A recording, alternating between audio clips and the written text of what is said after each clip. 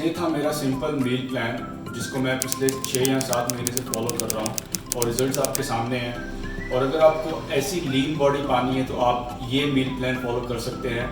और आपके सामने मैं 4 टिप्स रखूँगा जिसको फॉलो करके आप खुद का मील प्लान बना सकते हैं। तो चलिए टिप्स डिस्कस करते हैं।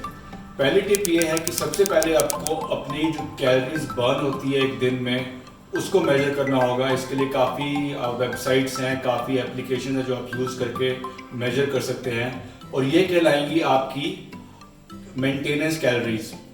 अब आ जाते हैं दूसरी टिप पर।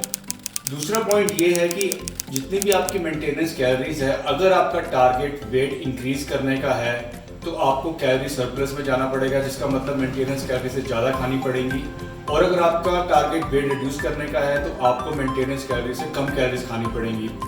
तो इतना टारगेट रखिए कि जो आपकी मेंटेनेंस कैलोरीज हैं और जो आपने कैलोरीज लेनी है उसका डिफरेंस 100 रहे। फॉर एग्जांपल आपकी मेंटेनेंस कैलोरीज 2500 हैं और अगर आप वेट रिड्यूस करना चाहते हैं तो आपका टारगेट होना चाहिए कि आप 2400 कैलोरीज खाएं। अब तीसरी बात आ जाती है वेट प्रोटीन कितना यूज़ करें।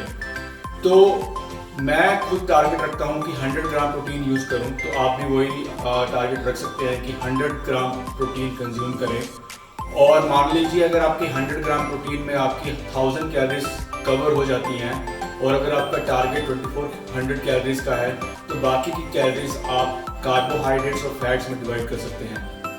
और चौथी पॉइंट या चौथी टिप जो लास्ट टिप है वो ये है कि घर का खाना खाएं, जो कि काफ़ी इंपॉर्टेंट है अगर आपको लॉन्ग टर्म रिजल्ट चाहिए और हमेशा के लिए रिजल्ट चाहिए। तो ये थी 4 टिप्स गाइस। अगर आप इनको फॉलो करोगे तो आप खुद अपना मील प्लान डिज़ाइन कर सकते हैं। और अगर आपके कोई भी क्वेश्चन है तो नीचे जरूर पूछ सकते हैं। अगर आपको फ्री मील प्लान चाहिए तो आप नीचे अपना ईमेल एड्रेस डाल दें, मैं आपको फ्री मील प्लान दे दूंगा। तो नेक्स्ट वीडियो में मिलेंगे गाइस, तब तक अपना ध्यान रखें, सेफ रहें, घर पर रहें और फिटनेस को सिंपल रखें। और हाँ, मेरे चैनल को सब्सक्राइब करना मत भूलें। Bye guys.